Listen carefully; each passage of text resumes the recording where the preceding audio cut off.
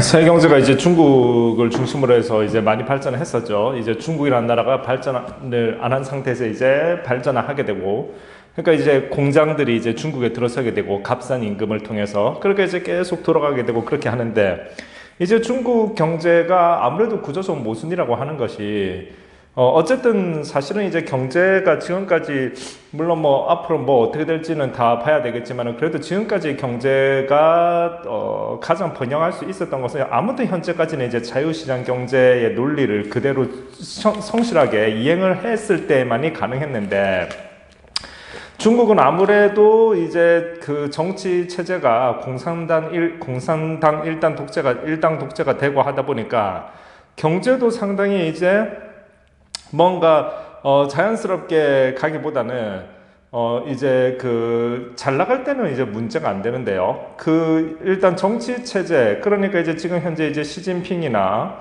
그 다음에 이제 그 여러 가지 공산당 지금 이제 간부들이 있을 거잖아요. 이렇게 권력을 쥐고 있는 그러한 사람들이 이제 계속 권력을 이제 유지를 할 수 있는 그러한 상황을 계속 이제 만들기 위해서는 이제 경제라고 하는 것은 사실은 이제 이렇게 올라갔다가 내려갔다가 올라갔다가 내려갔다가 하는 것은 자연스러운 일이고, 내려갈 때는 내려갔다가 또 올라갈 때 올라가고 해야 하는 부분인데, 물론 어떤 민주주의를 하는 국가에서도 선거라는 것이 있다 보니 굉장히 포퓰리즘적으로 이제 경제 정책을 내는 어떤 정치의 입김이 들어갈 수가 있는데, 중국은 어쨌든 그것보다 훨씬 더 강하게 왜냐하면은 같은 공산당이나 이런 부분에서 이제 무슨 걔네들은 파벌이 다 있어서 뭐 태자당이니 상하이방이니 막 이런 파벌들 있잖아요. 그래서 막 이제 또 그리고 이제 숙청이 좀 화끈하잖아요.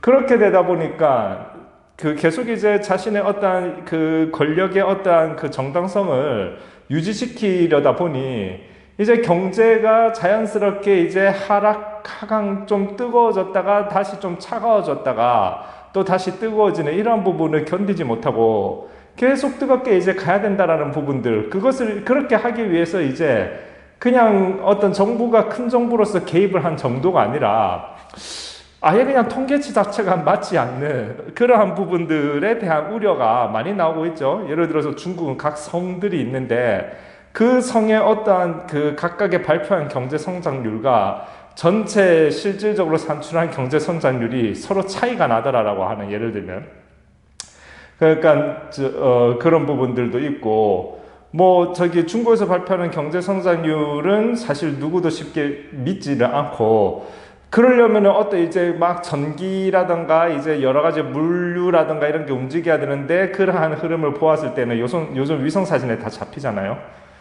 그런 경제 성장률이 나올 수가 없다, 막 이러한 반론들이 제기가 되고 하니까, 그러니까 이거는 이제 그냥 핸들링을 정부가 하는 정도가 아니라 이 경제 자체를 걔네 정부가 이제 그 너무 오히려 굉장히 그 조작을 하는 게 아닌가, 조작에 가까운 그러한 정도의 어떤 기형적 개입을 하는 것이 아닌가 하는 그런 단순한 개입을 넘어서서 이건 조작이 아니야 라는 생각을 하게 되는, 그러한 우려를 하게 되는 그러한 모습들이 되다 보니까, 근데 이제 그럼에도 불구하고 이제 중국 경제 성장률은 점점 하락을 하게 되고요. 그 다음에 무엇보다 이제 사실은 중국은 굉장히 이제 막 건설 같은 것들을 이제 많이 하고, 아무래도 건설을 하고 그렇게 하면 이제 순간적으로 일자리도 창출되고 성장률이 올라가죠. 경제 성장률이 올라가는 것처럼 보이는데, 문제는 그렇게 이제 아파트나 이런 것들을 마을을 만들어 놓으면, 뭐 신도시를 만들어 놓으면 거기 가서 살지를 않으니까 사람들이 살 사람들이 없죠. 살지를 않고, 그러니까 이제 아파트만 덩그러니 있고 아무것도 없는 유령 도시, 진짜 우리가 지나가다가 그 집 한 채 마치 흉가처럼 되어 있어도 참 보기가 그런데, 이거는 뭐 신도시 하나 자체가 무슨 뭐 아무도 살지 않는 이른바 뭐랄까요, 개 짖는 소리 하나 나지 않는 뭐 그러한 어떠한 그 형태가 되어 있다 보니까, 그러니까 이제 결국 그거 다 거품이죠, 거품. 그렇게 되다 보니까 지금 이제 중국 경제에 대한 우려가 극대화되고 있고, 그게 이제 기폭제가 되어서 세계 경제까지 상당히 영향을 이제 받게 될 것이라는 것을 모두가 두려워하고 있죠. 모두가 두려워하고 있고. 근데 이제 이 책은 나온 지 좀 됐어요. 지금 최근에 나온 책은 아니고 이거 제가 예전에 좀 샀는데요. 언제 이게 몇 년도 책이지? 이게 왜 안 나와 있냐? 이게 2020년 2월에 나왔네요. 2020년 2월. 그렇게 옛날 책은 아니구나. 아무튼 2020년 2월에 나왔고요. 자, 그런데 이제 그렇게 되다 보니까 그러면 이제 그런 얘기 생각이 들죠. 근데 중국 경제 무너진다 하는 얘기들은 계속 있어 왔는데 아직까지 어쨌든 잘 버티고 있다. 그렇죠. 이제 계속 버티고 있는데 이제 안 무너지는 데는 여러 가지 이유가 있죠. 있을 텐데 일단 무엇보다 사실 중국 경제가 무너질 수밖에 없어서 결국 무너질 거라고 걱정을 하는데 또 사실은 무너져도 문제거든요. 무너져도 문제고 포인트는 이제 사실 우리가 이제 미중 전쟁이라고 많이 이제 이야기를 하잖아요. 어떤 이제 패권 전쟁일 수도 있고 뭐 무역 전쟁일 수도 있고 경제 싸움일 수도 있고요. 뭐 이제 군사력 싸움은 아직 직접적으로 부딪히진 않았으니까요.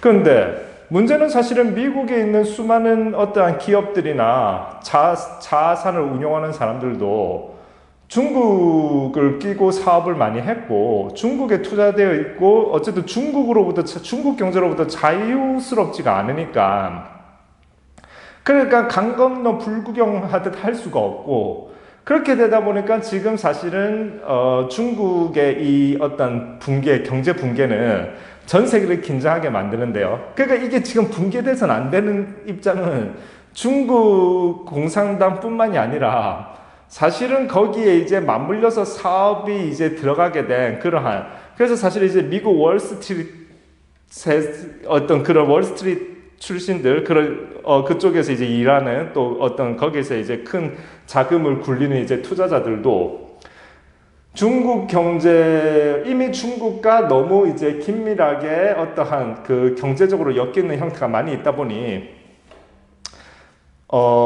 남일처럼 이야기할 수 없고요. 그렇게 되다 보니까 이제 여러 가지 형태로서 근데 이제 미국뿐만이 아니라 이제 여러 나라들이 다 그렇게 맞물려 있겠죠. 그러니까 중국 경제가 붕괴한다 하면서도 버티기는 버티는데 아무래도 전 세계의 많은 국가들이 이미 중국과 경제적으로 연관이 많이 생겨 있다 보니까 이게 무너지면 정말 답 안 나오니까 그러니까 무너지지 않게끔 그렇게 음량으로 이런저런 어떠한 그 지원이나 도움 혹은 뭐 어쨌든 음량으로 어쨌든 뭐 그러한 부분들 그래서 무너지지 않게끔 하는 노력들을 사실은 상당히 이제 또 같이 하고 있기 때문에 이게 진작에 무너진다 얘기가 나왔지만 무너지지 않고 버티고 있는 것이 아닌가. 그러니까 다른 나라 경제라는 게 그렇잖아요. 사실은 한 나라가 경제적으로 급속히 발전하기 시작하면은 그쪽에다 많은 투자가 들어가기 때문에 그러니까 엮일 수밖에 없고 그러니까 쉽사리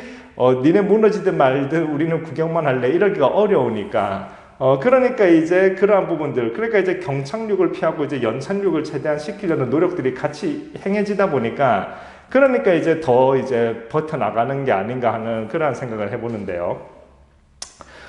그러나 결국 이제 무너질 건 무너지겠죠. 근데 이제 포인트는 이제 실제로 뭐 미국 월스트리트에서 일하는 사람들이 중국 출장을 한번 갔다 오면은 요새 이제 잠을 못 잔다라고 하는 그러한 정도로 지금 상당히 이제 우려스러운 상황이고 그들도 지금 맞물려 있다 보니까 이게 이제 중국 쇼크가 터지고 나면은 어떤 또 큰 어떤 경제적 어려움이 발생하게 될지 사실은 상상이 잘 안 되죠.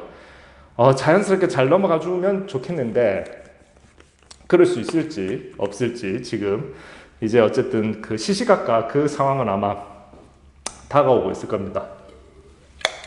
자, 그래서 어쨌든 이 책은 중국발 세계 경제 위기가 올 것이다가 아니라 이미 시작됐다라고 단정을 하고 있어요. 단정을 하고 있고 이제 재밌는 부분들 몇 개 발표를 하면 일단 그런데 이런 얘기가 있어요. 중국은 미국의 기술을 어디까지 빼돌렸나? 그렇죠. 중국은 이제 빠른 발전을 하는 데 있어서 이제 중국은 원래 또 짝퉁의 어떠한 천국이고요. 그러니까 이제 뭘 자꾸 이제 빼가고 이러한 테크닉이 좋죠. 자,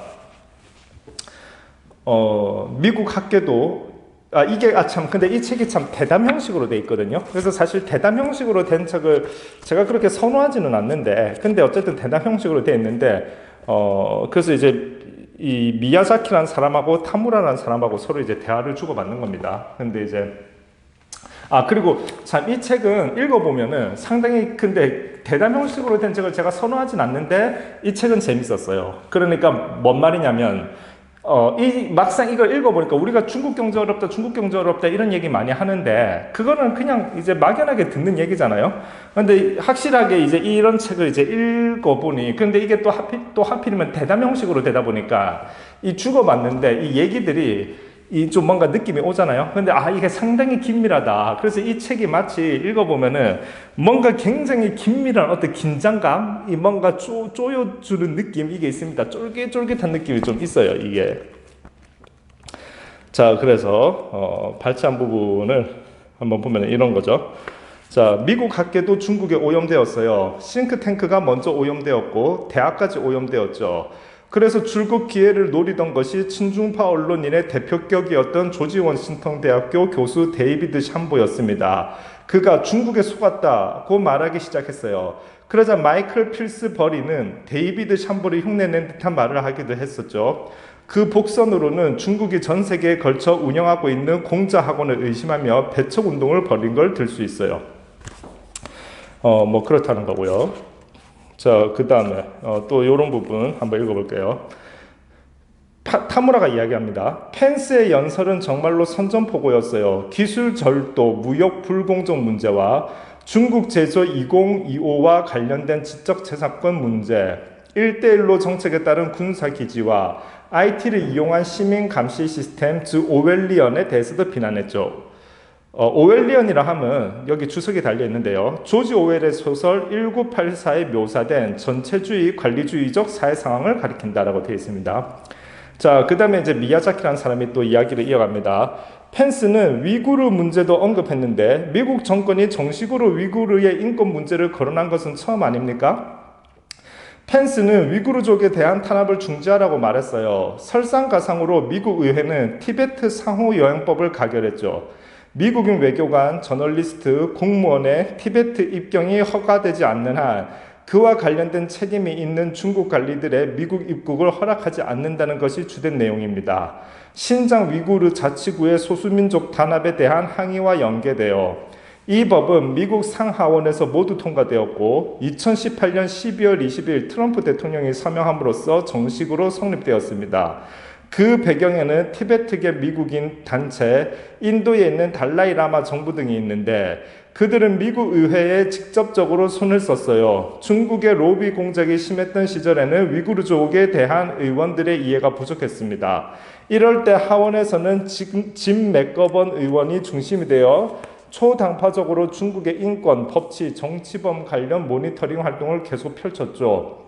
그런데 중국은 미국인 외교관, 공무원, 저널리스트들의 티베트 여행을 허가하지 않았고 또 일반 관광객도 단체에게만 비자를 내주었으며 제한된 행동과 정해진 지역으로 그 범위를 엄격하게 규제했습니다. 또 티베트계 미국인의 귀향도 승인하지 않아서 가족과 오랫동안 연락할 수 없는 사람들이 세계 곳곳에 뿔뿔이 흩어져 있어요.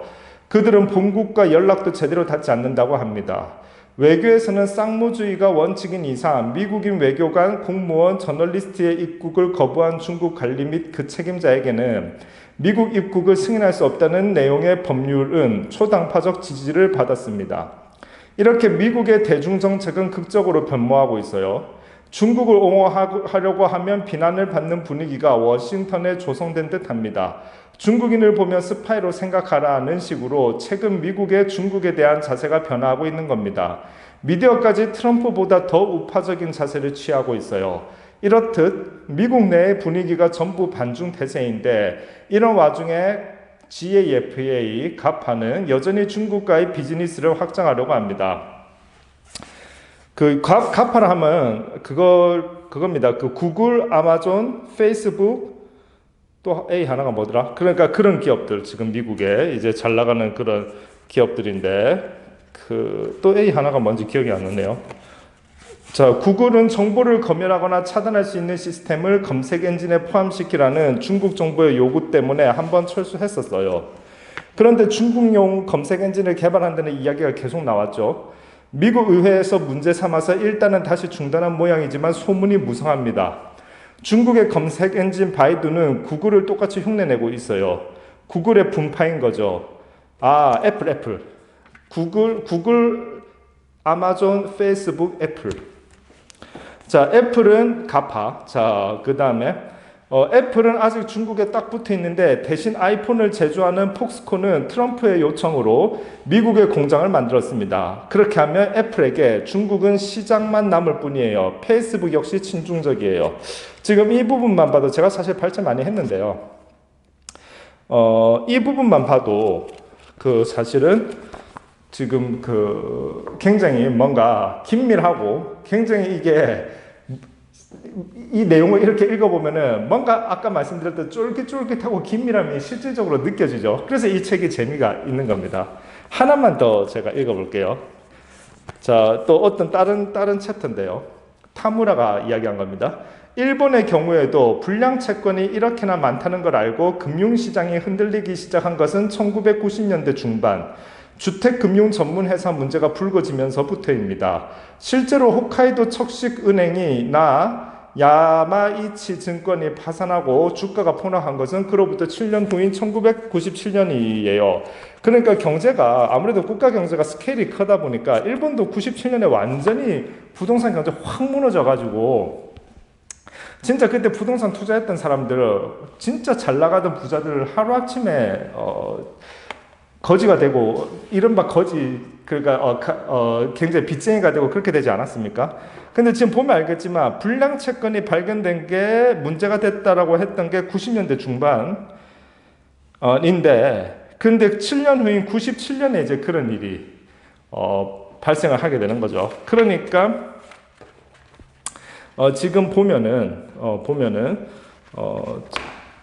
중국이 이제 무너진다도 오래 버티는 것 같지만 결국 사실은 국가 경제가 무너지기까지는 그만한 또 시간적 어떠한 그런 흐름이 이제 있기 때문에 우리가 쉽사리 지금까지 안 무너졌으니까 별일 아니네 이렇게 결론 내리기는 어렵고요. 제가 사실은 이제 이 책에 있어서는 아주 부분만 사실 읽었고 왜냐하면 다 읽어드릴 수는 없으니까요. 발췌해 놓은 부분은 많이 있는데요. 이 책 아까 말씀드렸듯이 대담 형식으로 되어 있는데 오히려 그 대담 형식으로 되어 있다 보니까 더 뭔가 긴박함이나 어떤 긴장감이 잘 전달되는 그런 책으로서 꽤 재미있게 읽을 만한 책입니다. 중국 뻘세계 경제 위기가 시작됐다. 네, 감사합니다.